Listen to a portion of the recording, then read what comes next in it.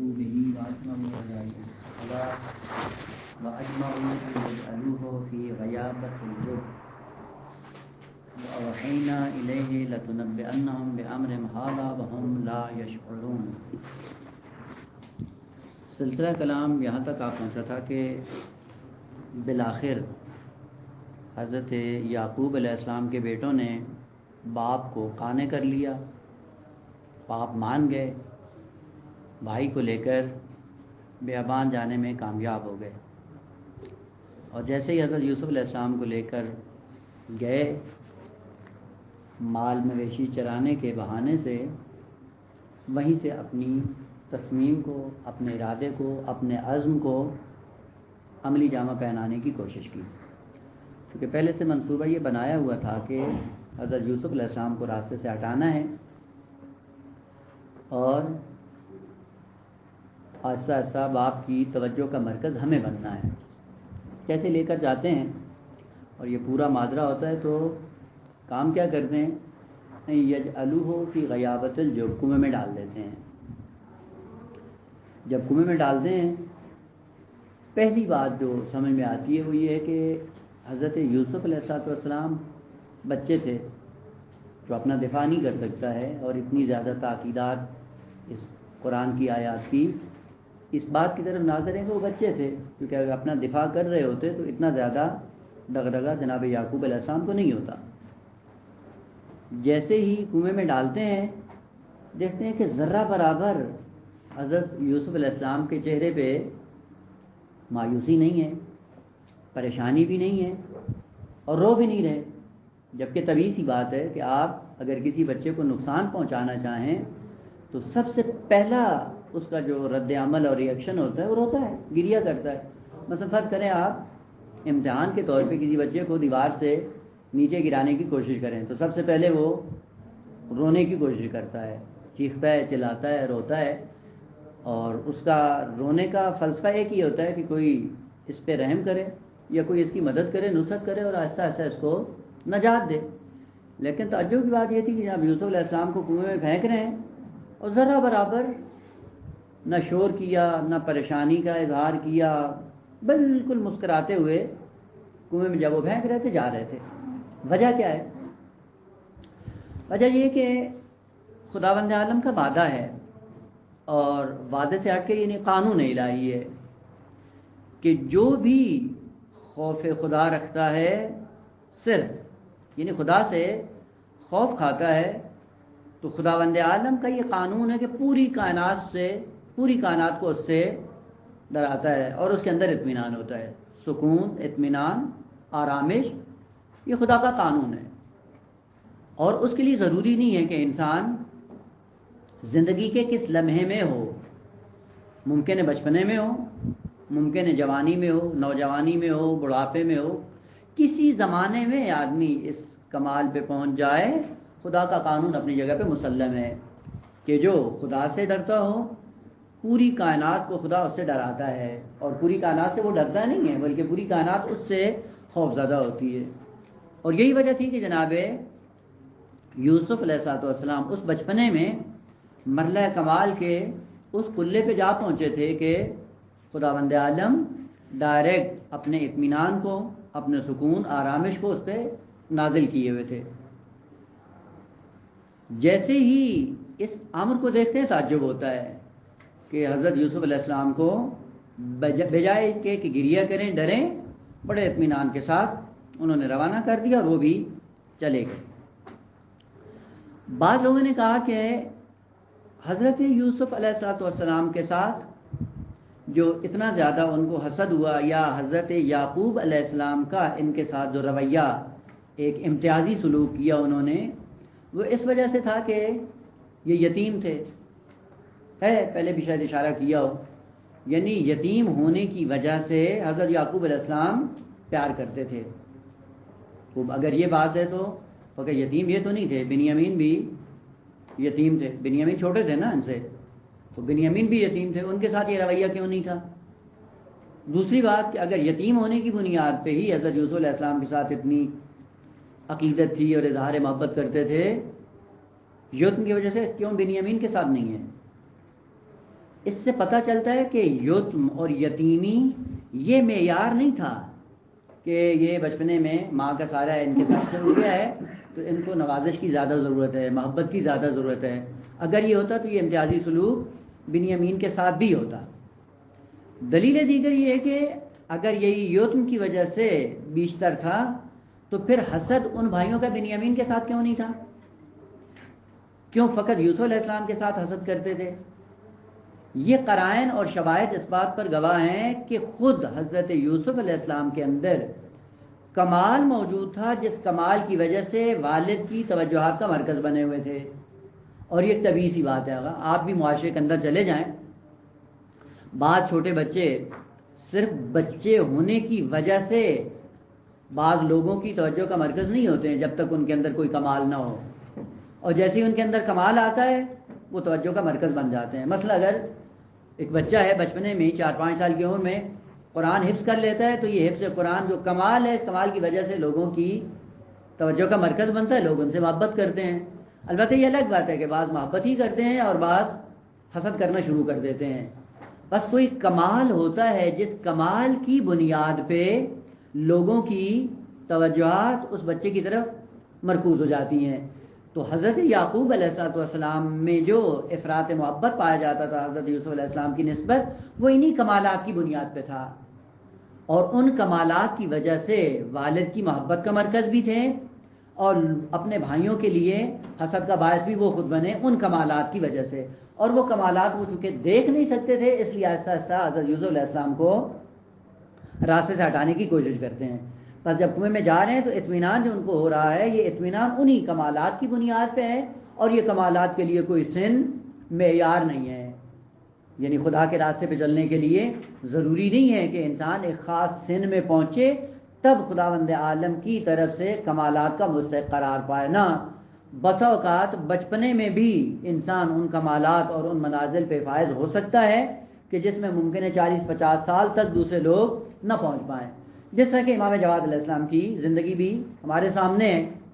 5 سال کی عمر میں کلہ علم کے اس منزل پہ جا پہنچے ہیں کہ توجہ خاص و عام کا مرکز بنے ہوئے ہیں.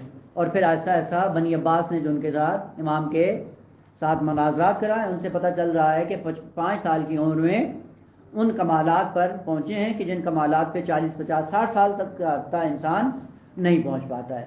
اور اس کے لیے جو حتیٰ اس سے کم تر ایک دن کا بچہ ہو اور اگر اس کے اندر استعداد یا صلاحیت اور ظرفیت ہے کمالات تک پہنچنے کی، خداوند عالم کی طرف سے کوئی بخل نہیں ہے.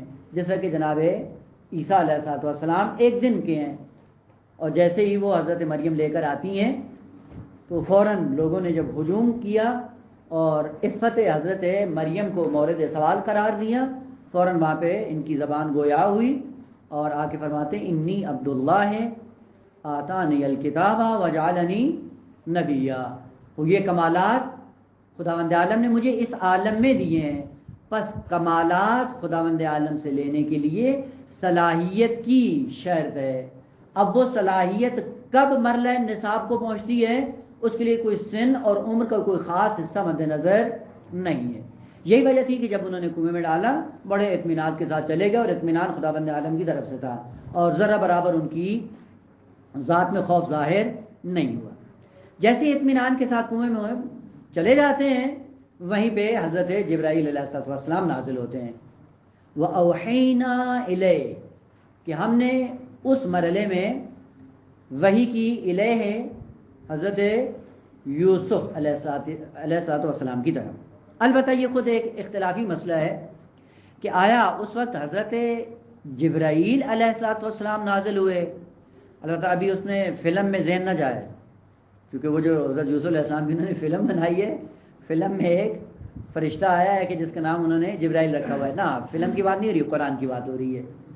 آیا جبرائیل علیہ السلام نازل ہوئے ہیں یا نہ فرشتہ خدا جو مقرب ہے لیکن جبرائیل نہیں ہے، جبرائیل سے ہٹ کے کوئی فرشتہ ہے وہ نازل ہوا ہے، یا نہ اصل فرشتہ نازل نہیں ہوا بلکہ یہ وحی بصورت الہام تھی، مستقیما خدا سے اس فیض کو دریافت کیا. یہ تینوں احتمالات موجود ہیں.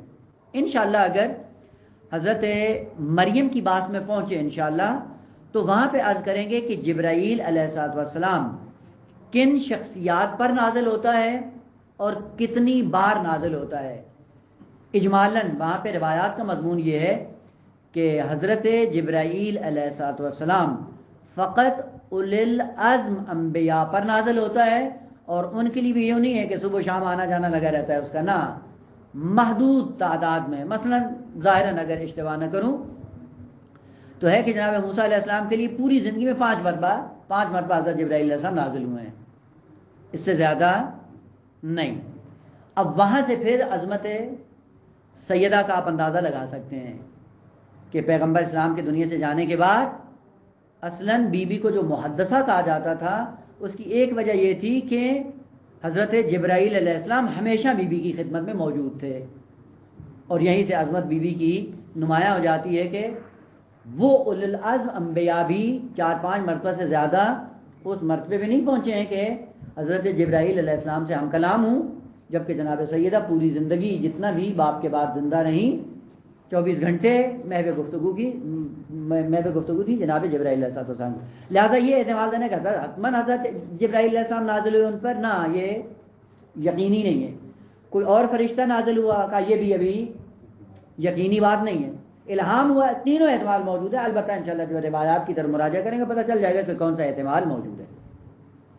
اسی احتمال کی بنیاد پہ جو بعض مفسرین عامہ کو جھانسا ہوا ہے وہ یہ ہوا ہے کہ وَأَوْحَيْنَا إِلَيْهِ، یہ الہ کی ضمیر کا مرجع جناب یعقوب ہیں، چونکہ وہی حضرت یوسف پہ نازل نہیں ہو سکتی، چونکہ ابھی تک وہ مرحلہ نبوت پہ، مقام نبوت پہ نہیں پہنچے ہیں، لہذا حضرت یوسف کی طرف وحی نہیں ہوئی بلکہ حضرت یعقوب کی طرف وحی خدا نے کی، لہذا اوحینا الیہ، ہم نے حضرت یعقوب کی طرف وحی کی۔ بعض مغالطات کی بنیاد پہ اس قسم کی توجیہ کرنا کہ جو سب کو لہو یعنی سابقہ لائقہ آیات کے ساتھ اس کا کوئی ربط ہی نہیں بنتا، اس طرح سے ضمیروں کو پلٹانا، یہ وہی مشکل ہے کہ ہم سب سے پہلے اپنے ذہن میں ایک بات کو مسلم سمجھ لیتے ہیں اور اس کے بعد پھر قرآن کی آیات کو توڑنا پھوڑنا شروع کر دیتے ہیں۔ کیوں؟ چونکہ اگر آیات کو ہم اسی طرح رکھیں گے تو وہ جو پہلے سے تصویر ذہن میں بنی ہوئی ہے وہ خراب ہو جائے گی، کیونکہ پہلے سے ہم نے بنائی ہوئی ہے۔ اب اس تصویر کو خراب کرنے کے صدد میں ہم نہیں ہیں، اور یہ کام کرتے نہیں ہیں۔ کرتے کیا ہیں؟ کرتے یہ ہے کہ ایسا ایسا قرآنی آیات کی توجیہ کرنا شروع کر دیتے ہیں۔ اس کا ایک نمونہ شاید پہلے بھی عرض کیا ہو، قرآنی آیت ہے کہ وَجَعَلْنَا لِلْمُتَّقِينَ اماما، وہ پہلے سے ذہن میں بنا ہوا ہے کہ ہم امام نہیں بن سکتے، لہذا یہ دعا کرنا کہ ہمیں متقیوں کا امام بنا کا یہ تو درست نہیں ہے۔ تو پھر کیا کریں؟ توجیہ کریں، کیونکہ پہلے ذہن میں جو تصویر بنائی ہوئی ہے یہ آیت اس کے خلاف، اس کے یعنی تصویر کے ساتھ ٹکرا رہی ہے، اس کے مخالف ہے۔ پھر کیا کرو کہ آیت کی توجیہ کرو، وہ کیا ہے؟ اصل میں کہتے ہیں وجعلنا نہیں ہے، اصل میں وجعل لنا، لام مقدر ہے، ہمارے لیے بناؤ، للمتقین، یہاں پہ لام اپنے معنی میں نہیں ہے بلکہ من کے معنی میں ہے۔ معنی کیا ہوگا؟ ہمارے لیے متقیوں میں سے امام قرار دے۔ وجہ کیا تھی؟ کیونکہ ذہن میں بیٹھا ہوا تھا ایک مفہوم تصویر، اور جب دیکھا کہ آیت کو اپنے الفاظ پہ حامل کیا جائے گا تو وہ تصویر ذہنی خراب ہو جائے گی۔ پھر کیا کرو کہ ذہن تصویری جو بت بنایا ہوا ہے اس کو اپنی جگہ پہ باقی رکھو، آیت کی توجیہ کرو۔ پہلی بات یہ ہے کہ آقا جو امامت کا تصور آپ نے ذہن میں رکھا ہوا ہے پہلے اس تصور کو ٹھیک کرو کہ کون سی وہ امامت ہے جو ہمیں نہیں مل سکتی اور کون سی وہ ہے جو ہمیں مل سکتی ہے۔ وہ امامت الہی جو بشریت کی ہدایت کے لیے منصب الہی ہے وہ یقیناً ہمیں نہیں مل سکتی، لیکن وہ امامت جو رہنمائی کے ہیتے میں ہے، لوگوں کی بہتری اور لوگوں کی ہدایت کے لیے لوگوں کو بہتر رہنمائی کرنے کے صدد میں ہو، وہ راستہ کھلا ہے، قیامت تک کھلا ہے۔ مطلب اگر ایک انسان اچھا ہے تو وہ اچھائی میں بشریت کا امام بن جاتا ہے، لوگ اس کے پیچھے چلتے ہیں، اچھائیوں کو اپنانا شروع کر دیتے ہیں، تو یہ جو اس کی اچھائیوں کو دیکھ کر لوگ اور معاشرہ سدھر جاتا ہے تو یہ معاشرے کا کیا بن جاتا ہے؟ امام۔ یہ امام نور بھی بن سکتا ہے، امام نار بھی۔ بعض ایسے ہیں جو برائیوں میں امام بنے ہوئے ہیں لوگوں کے، ہے یا نہیں ہے؟ وہ جو برائیوں میں پیش قدم ہوتا ہے اور لوگ ان کے نقش قدم پہ چل کے برائیوں کو معاشرے میں عام کرتے ہیں تو یہ بھی ان لوگوں کے لیے کیا بنا ہوا ہے؟ امام. جیسے فرعون امام بنا ہوا ہے قوم بنی اسرائیل کا، کس لیے؟ امام نار بنا ہوا ہے. اسی لیے کہا جاتا ہے کہ آپ بھی اس مرحلے پہ آؤ کہ آپ کو معاشرے میں جب یاد کیا جائے تو امام کے نام سے یاد کیا جائے. یعنی جب آپ چلے جاؤ دنیا سے تو ایسے کام کر کے جاؤ کہ آپ چلے جاؤ لیکن آپ کا کردار باقی رہے اور آپ کے نقش قدم پہ بشریت چلتی رہے. کئی ایک نمونے ہیں. مثلا بھی آپ حوضے میں آ جائیں، حوضے میں کئی قسم کی شخصیات موجود ہیں، مثبت بھی ہیں منفی بھی ہیں. مثبت وہ علماء جنہوں نے آہستہ آہستہ اجتہاد کے دروازے کو کھولے رکھا، علمی باب کو مفتوح رکھا اور علمی کاوشوں کو جاری رکھنے کے لیے کتابیں تحریر کی. خود چلے گئے ہیں لیکن ان کے آثار ابھی باقی ہیں. مثلا شہید صدر، ان کی کتابیں آپ پڑھ رہے ہیں یا نہیں؟ جبکہ وہ چلے گئے. آج بھی ان کے دسترخوان پہ آپ بیٹھے ہوئے ہیں تو علمی میدان میں وہ آپ کے امام بنے ہوئے ہیں. شیخ انصاری علیہ الرحمہ دنیا سے جا چکے ہیں لیکن آج بھی ان کی رسائل مقاصد پڑھ کر آپ ان کے معموم بنے ہوئے ہیں اور وہ آپ کے امام بنے ہوئے ہیں. بس آیت یہ کہہ رہی ہے کہ اپنے آپ کو اتنا اوپر لے کے آؤ کہ متقی تمہارے کردار پر چل کر اپنے اپنے کمالات کی طرف گامزن ہوں. اور یہ کام بعید ہے اور کام محال ہے اور کام مشکل ہے. لہذا اپنی پہلی ذہنی تصویر کو ٹھیک کریں. جب ذہنی تصویر ٹھیک ہو جائے گی قرآنی آیات اپنی جگہ پہ پابرجا ہیں، ان کو توجیہ کرنے کی ضرورت نہیں ہے. لہذا وجعلنا، ہمیں بنا، نہ یہ کہ ہمارے لیے بنا، سیدھا سیدھا وجعلنا، ہمیں یہ توفیق دے کہ ہم للمتقین اماما، ہم متقیوں کے امام بن جائیں. اس طرح سے ہم اچھا کردار چھوڑ کر جائیں، اچھے آثار چھوڑ کر جائیں، اچھی اولاد چھوڑ کر جائیں، اچھے معاشرے کو بہترین راستے پہ چلا کے جائیں کہ ہمارے مر جانے کے بعد بھی ہمارا وہ کردار، ہمارا وہ طریقہ، ہماری وہ راہ و روش جاری و ساری رہے اور ہم مرنے کے بعد بھی متقیوں کے لیے وہی امامت والا پہلو اپنا زندہ کر کے اس دنیا سے جائیں. یہ ترغیب ہے بشریت کے لیے حسنات کی دنیا میں اور بہترین کردار اپنانے کے لیے. بس سب سے پہلے اپنی ذہنی تصویر کو درست کرنے کی ضرورت ہے. جب وہ درست ہو جائے گی اس کے بعد قرآنی آیات بالکل ان کو توڑنے پھوڑنے کی ضرورت نہیں. اگر اتنا ہی توڑنا پھوڑنا تھا اور مقدرات یہ یہاں مقدر ہے، یہ یوں ہے، یہ وہاں ہے، یہ فلاں ہے، وہ ان کی ضرورت نہیں پڑتی. خوب اب مشکل کیا ہوئی ہے کہ الہی کی ضمیر کہا کہ یہ حضرت یوسف کی طرف نہیں پلٹتی بلکہ حضرت یعقوب کی طرف. مشکل کیا ہے ذہن میں؟ مشکل یہ تھی کہ سب سے پہلے انہوں نے تصویر ذہن میں یہ بنائی ہوئی ہے کہ وہی مختص ہے مقام نبوت کے ساتھ اور ابھی حضرت یوسف علیہ السلام نبی ہے نہیں. لہذا یہ ہی کی ضمیر کا مرجع وہی کے ذریعے حضرت یوسف نہیں بن سکتے. یہ جھانسا ہے ذہن میں اور اس تصویر کو چینج نہیں کیا ہے. جب یہ تصویر چینج نہیں ہوگی تو جب الہی کی ضمیر کی طرف پہنچیں گے تو کیا کہیں گے؟ وہ ضمیر کا مرجع حضرت یوسف نہیں ہے بلکہ یعقوب ہے. بس ایک تصویر غلط کے نتیجے میں کیا ہوا ہے کہ ضمیر کا مرجع غلط بیان کیا ہے. جب ضمیر کا مرجع غلط بیان کیا بعد میں معنی کیا کریں؟ اب پھر دوسری مشکل ہو جائے گی. پھر دوسری جگہ جا کر اس آیت کا معنی پھر سے غلط کریں گے، توجیہ کریں گے. او بھائی پہلے سے اپنی اس تصویر کو ٹھیک کرو. جب تصویر ٹھیک ہو جائے گی تو باقی پورا سلسلہ سارے کا سارا درست ہو جائے گا. اور وہ یہ ہے کہ آقا کون سی ایسی وحی ہے جو مقام نبوت کے ساتھ سازگار ہے یا مختص ہے اور کون سی ایسی اقسام وحی ہیں جو مقام نبوت کے ساتھ سازگار نہیں ہے، یعنی مقام نبوت سے ہٹ کر بھی ان کا سلسلہ جاری اور ساری ہے.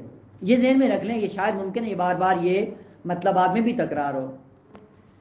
وحی تشریعی یعنی صرف اور صرف شریعت کی باتیں اور شریعت کے قوانین جو وحی کی صورت میں خداوند عالم کی طرف سے نازل ہوتے ہیں ان کے لیے مقام نبوت کو ہونا ضروری ہے. بس یعنی جب کوئی شرعی حکم خداوند عالم کی طرف سے ہدایت بشریت کے لیے نازل ہوگا اس وحی تشریع کے لیے مقام نبوت کا ہونا ضروری ہے. اگر نبی ہوگا تو شرعی حکم فرشتے کے ذریعے سے، الہام کے ذریعے سے، جبرائیل کے توسط سے اس نبی پہ نازل ہو جائے گا. بس وہ وحی جو وحی تشریع ہے اس کے لیے مقام نبوت کا ہونا ضروری ہے، لیکن اس سے ہٹ کر نہ مقام نبوت کا ہونا ضروری نہیں ہے. ممکن ہے ولی خدا ہو، ممکن ہے کوئی ایسی معظمہ خاتون ہو، اور ممکن ہے اصل انسانی پہلو میں نہ ہو، وہ وحی کا سلسلہ جاری و ساری ہو سکتا ہے. ایک نمونہ وَأَوْحَيْنَا إِلَىٰ أُمِّ مُوسَىٰ أَنْ أَرْضِعِيهِ فَإِذَا خِفْتِ عَلَيْهِ فَأَلْقِيهِ فِي الْيَمِّ فَأَرْضِعِيهِ یعنی پلاتی رہو دودھ اس کو. کس کو؟ حضرت موسیٰ علیہ السلام کو. اور جب خوف طاری ہو آپ پر کہ اس کی جان کو خطرہ ہو تو پھر دریا میں ڈال دو، پھر انشاءاللہ ہم خود اس کی حفاظت کر لیں گے. تو ام موسیٰ نبی تھی، وہ جب نبی نہیں تھی تو کیوں خدا نے کہا اوحینا الی ام موسیٰ، ہم نے ام موسیٰ کی طرف وحی کی. بس اس سے ہٹ کر وَأَوْحَيْنَا إِلَى النَّحْلِ یا وَأَوْحَى رَبُّكَ إِلَى النَّحْلِ أَنِ اتَّخِذِي مِنَ الْجِبَالِ بُيُوتًا. وہ خدا نے وحی کی کس کی طرف؟ شہد کی مکھی کی طرف. وہ یہ کیسے ہو گئی ہو؟ شہد کی مکھی نبی ہے. بس جہاں پہ لفظ وحی آ جائے اور خدا یہ کہے کہ ہم نے وحی کی ہے تو اس کا لازمہ یہ نہیں ہے کہ حتماً وہ مقام نبوت پہ ہونا چاہیے تبھی وحی آئے گی، نہ ضروری نہیں ہے. بس وہ وحی جس کے لیے مقام نبوت کا ہونا ضروری ہے وہ فقط اور فقط وحی شرعی، وحی تشریعی اور شریعت کا قانون ہے جو مقام نبوت کے ساتھ سازگار ہے. یہی وجہ ہے کہ آپ سورہ مبارکہ قدر میں جا کر دیکھتے ہیں، استمرار کے ساتھ خدا نے ذکر کیا تنزل الملائکۃ والروح. تنزل فعل مضارع ہے، باب تفاعل ہے، تتنزل ہوتا. وہ یہ جو تنزل فعل مضارع ہے استمرار پہ دلالت کرتا ہے. تو پہلا مطلب یہ ہے کہ یہ نزول ملائکہ کیا ہے؟ یہ سلسلہ جاری و ساری ہے، ختم نہیں ہوگا. وہ سوال یہ کہ کس پہ نازل ہوتے ہیں؟ وہ اب بتاؤ کس پہ نازل ہوتے ہیں؟ وہ کوئی ذات ہونی چاہیے نا جس پہ ملائکہ کا نزول تسلسل کے ساتھ جاری اور ساری ہو. وہ یہی سے پتہ چلتا ہے کہ اس وقت بھی حجت خدا زمین خدا میں موجود ہے کہ جس پہ نزول ملائکہ کا سلسلہ جاری اور ساری ہے. پھر پلٹ کے یہ نہ کہو اگر ملائکہ نازل ہوتے ہیں تو وہ نبی ہے نا، چونکہ شریعت کا سلسلہ پیغمبر خاتم پہ ختم ہو گیا ہے. پیغمبر کے جانے کے بعد وحی تشریع نازل نہیں ہوگی. نہیں ہے کہ ملائکہ کا نزول ختم ہو جائے گا، نا، شریعت کے احکام کے نزول کا سلسلہ ختم ہوا ہے. یعنی پیغمبر کے جانے کے بعد اب کوئی شرعی حکم نازل نہیں ہوگا، شریعت مکمل ہو چکی ہے. لیکن بقیہ کائنات کے امور جس کو وحی تکوینی کہتے ہیں، قضاء اور قدر کے مسائل، تقدیر کے مسائل، وہ سارے کے سارے جاری اور ساری ہیں. بس پہلی تصویر جب ہم نے غلط ذہن میں بنائی ہے کہ جب بھی وحی کا سلسلہ ہوگا آتما سامنے والے کو نبی ہونا چاہیے، یہ بات درست نہیں ہے. ممکن ہے اللہ کا نبی ہو، ممکن ہے اللہ کا ولی ہو، ممکن ہے مرد ہو، ممکن ہے خاتون ہو. اصل ممکن ہے صرف انسان سے، نو انسانی سے نہ ہو، جانور ہو، حیوان ہو اور خدا بند عالم وحی کر دے، یہ ممکن ہے. بس یہ جھانسا کہ حتماً اس کو نبی ہونا چاہیے چونکہ نبی نہیں تھے اس لیے ضمیر حضرت یوسف علیہ السلام کی طرف نہیں پلٹتی، یہ بات اپنی جگہ پہ درست نہیں ہے.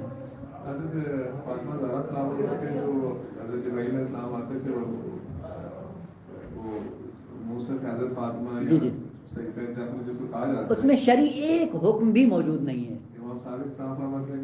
وہ آئندہ کے حالات ہیں، کہا کہ آپ کی تقدیر اور قضاء اور قدر کے مسائل اور آئندہ حالات جو بشریت پر تا قیام قیامت نازل ہونے والے ہیں وہ سارے کے سارے کی اخبار وہاں پہ موجود ہیں.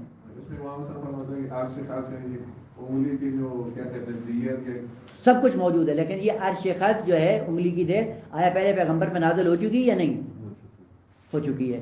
بس یہ حکم جدید نہیں ہے جو بی بی پہ نازل ہوا ہے، شریعت وہی ہے جو پیغمبر پہ نازل ہو چکی ہے.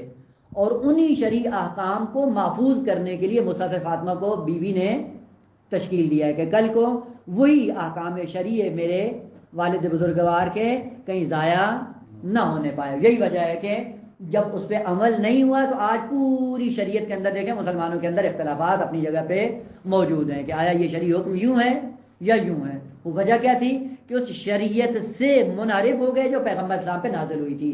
بس کوئی جدید شرعی حکم جناب سیدہ پہ نازل نہیں ہوگا. احکام شریعت وہی ہیں جو پیغمبر پہ نازل ہو چکے ہیں اور ان کو بی بی نے اپنے مصحف میں جمع کیا. اس سے ہٹ کے پوری کائنات کے حالات جو تا قیام قیامت رونما ہونے والے ہیں وہ موجود ہیں. آغا یہ ایک جملہ ہے اور لمحہ فکری ہے, آگے سوال سے بات آ گئی ذہن میں, اس کو حتماً کوٹ کریں. دیکھیں بسا اوقات یہ اناد اور بغض اور دشمنی اہل بیت کی انسان کو اندھا کر دیتی ہے, نابینا کر دیتی ہے, کہ جب بی بی کی یہ بات آئے کہ یہ کیسے ممکن ہے جی ایک خاتون پہ جبرائیل نازل ہو اور یہ سارا یہ شیعوں نے ڈھونگ رچایا ہوا ہے, اور ادھر آ کر یہی زاہبی اور زاہبی سے پہلے اسی کے ہم نوالا علماء اہل عامہ کے یہ ذکر کرتے ہیں اپنی کتاب میں کہ حذیفہ ابن یمان صحابی ہے نا, اور وہ کیا بن گیا تھا پیغمبر کے دنیا سے جانے کے بعد نفاق کے پہچانے کا تھرمامیٹر تھا, پتہ ہے نا. یعنی جس کے جنازے پہ حذیفہ ابن یمان حاضر نہیں ہوتے تھے یہ معلوم ہو جاتا تھا کہ یہ شخص منافق ہے, اس لیے حذیفہ اس کے جنازے میں شریک نہیں ہوئے. یعنی یہ ایک معیار بن گیا تھا مسلمانوں کے اندر. حالانکہ حذیفہ کون ہے؟ نبی ہے اللہ کا, امام ہے, رسول ہے, کیا ہے؟ وہ کچھ بھی نہیں, ایک عادی انسان تھا, عام آدمی تھا, پیغمبر کے صحابی میں سے ایک صحابی تھا لیکن برجستہ تھا. اس صحابی کے لیے زاہبی لکھتا ہے کہ یعلم الی ما بین یدی الساعہ, قیامت تک کے حالات کو حذیفہ جانتا ہے. یعنی اگر یہ ماننے پہ آئے تو حذیفہ کو مان لیں گے, حذیفہ یمانی کے بارے میں.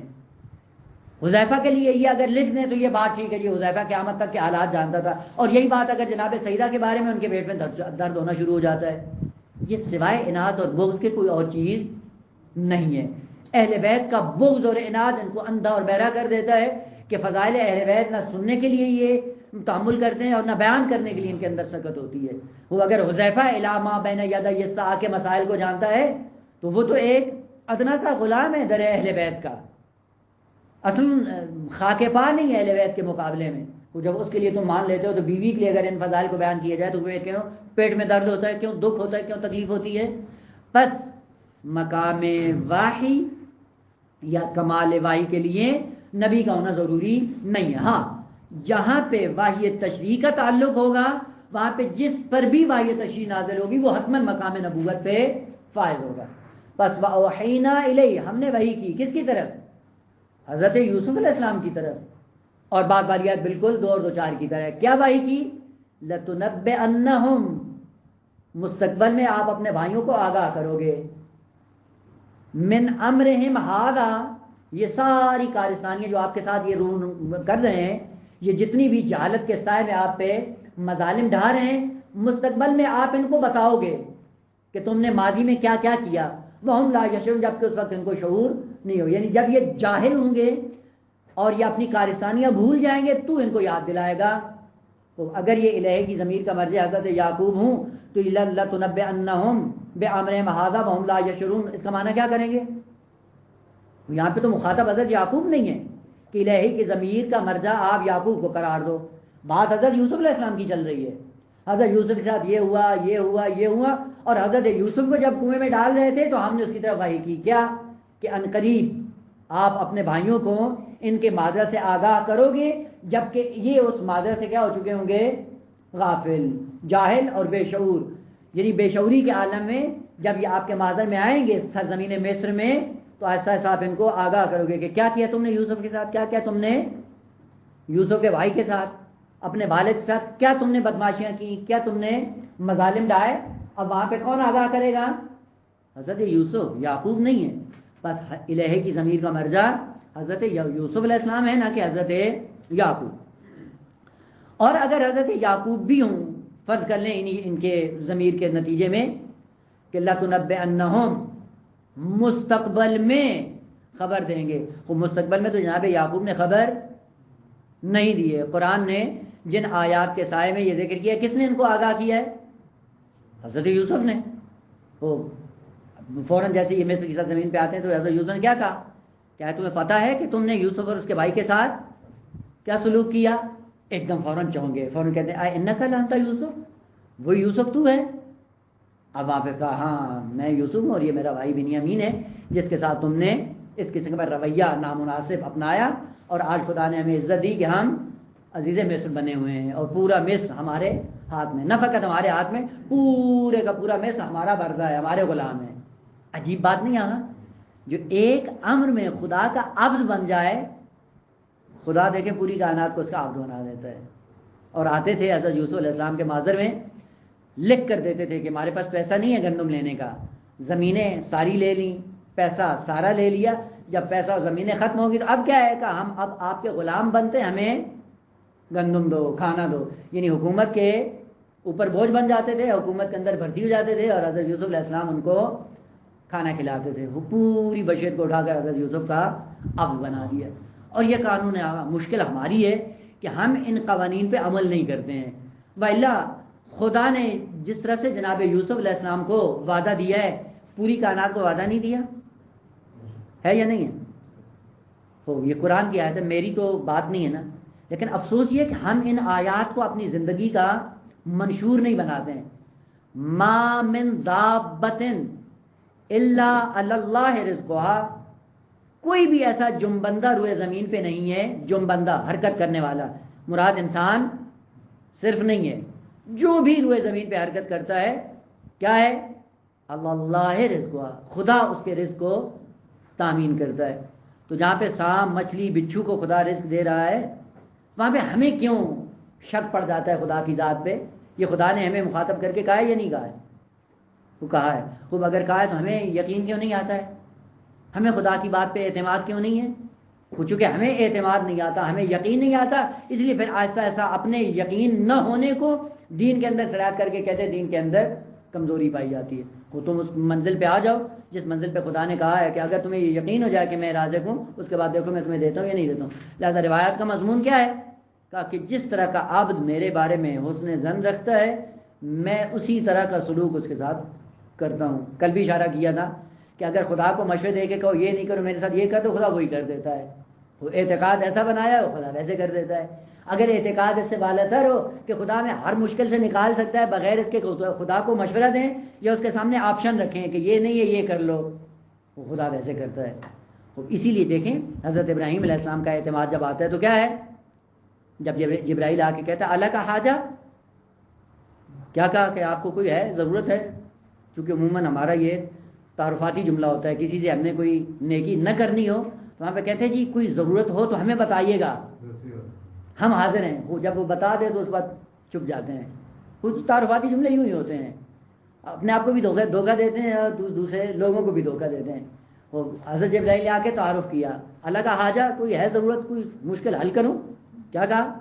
اما الیک فلا، تو اس سے نہیں ہے، ضرورت مند ہوں لیکن تیرا نہیں ہوں، ضرورت ہے اس وقت مجھے لیکن تیری نہیں ہے، میں اتنا چھوٹا نہیں ہوں کہ تیرے سامنے ہاتھ پھیلانا شروع کر دوں۔ تو کہا پھر کس سے ہے؟ کہا جس سے ہے وہ دیکھ رہا ہے۔ کہا پھر اس سے مانگو۔ کہا اس کا دیکھنا کافی ہے، مانگنے کی ضرورت نہیں ہے۔ یہ اعتماد جب کبھی توکل کی بات آئے تو کہتے ہیں حضرت ابراہیم کی طرح بنو، لیکن جب امتحانات کی بات آئے تو پھر ابراہیم بھول جاتے ہیں۔ وہ ابراہیم جا کر بتکدہ توڑتے ہیں اور سب کو نابود کر دیتے ہیں، اور ہم آج سوشل میڈیا پہ ایک بات دین کی کہنے او نہیں آگا یہ نہیں بات نہیں کرو، کیوں؟ کہا اس پہ تو کیس ہو جائے گا، تو اس میں تو جیل میں چلے جائیں گے، اس میں پاکستان جائیں گے تو آپ کو فوراً جیل میں ڈال دیں گے، اور پھر ادھر سے ابراہیم کی سنت بیان کر رہے ہوتے ہیں۔ وہ یہاں پہ سوشل میڈیا پہ بات کرنی، آپ کے گھر میں کوئی آ کے حملہ ور نہیں ہوگا، اور وہ اٹھ کے گئے ہیں پورے حکومت کا بت قدا مقدس ترین مقام ڈا کر زیرو رو کر دیا۔ ابراہیم بننا کوئی آسان تھوڑی ہے۔ اسی لیے خدا نے کیا کہا کہ اگر تم اس منزل پہ آ جاؤ، ہمارا قانون وہی ہے کہ اگر جتنا ہم پہ اعتماد کرو گے اتنا ہم آپ کی مدد کریں گے، جتنا جتنا اعتماد کرتے جاؤ اسی میدان میں ہم آپ کی مدد کرنا شروع کر دیں گے۔ اور جس دن ہم نے خدا سے منہ موڑ لیا، خدا بھی اپنی رحمت کو روک لیتا ہے۔ بس لَتُنَبِّئَنَّهُم بِأَمْرِ هَٰذَا وَهُمْ لَا يَشْعُرُونَ، ان قریب آپ ان کو آگاہ کرو گے ایسے مظالم سے جو انہوں نے آپ پہ ڈھائے، اور بعد میں یہ بھول جائیں گے۔ چونکہ عموماً انسان کی طبیعت کا یہ خاصہ ہے، طبیعت کا، فطرت کا نہیں، چونکہ فطرت کبھی کسی چیز کو نہیں بھولتی ہے، وہ طبیعت ہے جو بھول جاتی ہے، نیچر ہے جو بھول جاتی ہے۔ خود طبیعت کے سائے میں، نیچر کے سائے میں ہوتا کیا ہے؟ ایسا ایسا غفلت کے پردے پڑتے ہیں اور پھر ہم ہر چیز بھول جاتے ہیں۔ جس کو بھولنا چاہیے وہ نہیں بھولتے ہیں، اور جس کو نہیں بھولنا چاہیے وہ ہم بھول جاتے ہیں۔ وہ خدا نے میں یاد ذکر کیا کہ اگر کسی کے ساتھ احسان کیا فوراً بھول جاؤ، لیکن وہ نہیں بھولتا ہے۔ لیکن کہا کہ اگر کسی نے آپ سے برائی کی وہ بھی بھول جاؤ گا، وہ بھی نہیں بھولتی ہے۔ جو بھولنا چاہیے وہ نہیں بھولتی ہے، اور جس کو یاد رکھنا چاہیے وہ بھول جاتے ہیں۔ اگر کسی کا احسان ہے آپ پر، کا کبھی نہیں بھولو، یاد رکھو، لیکن ہمیں یاد نہیں ہوتا ہے، اور ہے یہی مشکلات ہے۔ کسی کے ساتھ اچھائی کر دو، اور اچھائی کرنے کے بعد اب اس کی توقعات بڑھ جاتی ہیں، بھائی اگر اس نے احسان کیا اس کے احسان کو یاد رکھو، بھلاؤ نہیں۔ وہ سارا بھلا کے باقی سارے منفی پوائنٹ ہمیں یاد ہوتے ہیں۔ وہ جہاں پہ اس نے اتنا آپ کے ساتھ اچھا برتاؤ کیا وہ کیوں یاد نہیں ہے؟ وہ جس کو یاد رکھنا تھا وہ بھول جاتے ہیں، جس کو بھولنا چاہیے تھا وہ یاد رکھتے ہیں، اور پھر کہتے ہیں کہ خدا کی رحمت ہمارے شامل حال نہیں ہے۔ وہ کہاں سے ہوگی؟ خدا کا نظام قوانین کا نظام ہے، اور قوانین الہی خوبصورت قرآن میں بیان ہوئے۔ البتہ ایک بات سے دیگر ہے، ضمناً اشارہ ہو جاتا ہے، اگر یہ بات مکمل ہو جائے تو خود ایک یہ بات ہے کہ قوانین الہی جو قرآن میں خدا نے بیان کیے ہیں انسان کی زندگی کے مختلف شعبوں میں، وہ کون سے ہیں؟ مثلا فردی زندگی کے خدا کے قوانین کیا ہیں؟ اجتماعی زندگی کے قوانین کیا ہیں؟ غربت اور فقر کے قوانین کیا ہیں؟ کیوں انسان فقیر ہوتا ہے، غریب ہوتا ہے، کیوں انسان ثروت مند ہو جاتا ہے؟ عزت اور ذلت کے قوانین ہیں۔ یہ سارے قوانین انسان کو معلوم ہونے چاہیے قرآن کی نگاہ میں، پھر آپ جا کر دیکھیں کہ انسان کی زندگی میں جو کچھ رونما ہوتا ہے قانون الہی کے سائے میں رونما ہوتا ہے، قوانین سے ہٹ کر کچھ بھی نہیں ہے۔ اس لیے خداوند عالم نے تاکید در تاکید اور کیا کہا؟ وَلَن تَجِدَ لِسُنَّتِ اللَّهِ تَبْدِيلًا وَلَن تَجِدَ لِسُنَّتِ اللَّهِ تَحْوِيلًا۔ قانون خدا کبھی نہیں بدلے گا، نہ تحویل ہے اس میں نہ تبدیل ہے۔ البتہ فرق ہے دونوں میں، تبدل بھی نہیں ہے، تحول بھی نہیں ہے۔ البتہ اگر وہ بات شروع ہوئی تو انشاءاللہ اس کے ضمن میں بیان کیا جائے گا۔ بس آیت یہ بیان کر رہی ہے کہ حضرت یوسف علیہ السلام بڑے اطمینان کے ساتھ کنویں میں گئے، ذرہ برابر پریشان نہیں ہوئے، گریہ ازاری نہیں کی، آہو فغان نہیں کی۔ کیوں؟ اس لیے کہ خداوند عالم کی طرف سے سکونت، سکینت، آرامش، اطمینان کی منزل پہ تھے، لہذا ذرہ برابر ٹس سے مس نہیں ہوئے، بلکہ مسکراتے ہوئے کنویں میں گئے، اور پھر کنویں میں جانے کے بعد بھی کوئی آہو فغان نہیں کی۔ کیوں کا؟ اس لیے کہ جس عالم میں ہوں خدا مجھے دیکھ رہا ہے، اور جب خدا دیکھ بھی رہا ہے اور مجھ سے زیادہ مجھ پر مہربان بھی ہے تو مجھے چیخنے چلانے کی کوئی ضرورت نہیں ہے۔ اور خداوند عالم نے کہا کہ اسی بات پہ جو آپ نے صبر کیا، ان قریب ان کو ان کی جہالت، ان کو ان کے کارناموں سے آپ آگاہ کرو گے، اور اس وقت یہ جہالت اور ندامت اور پشیمانی کا شکار ہوتے ہوئے آپ کے سامنے جھک جائیں گے کہ ان قریب ان آیات پہ کیا پہنچیں گے۔ سلسلہ کلام جاری ہے کہ انشاءاللہ بعد میں کام ہوگا۔ الحمدللہ رب العالمین۔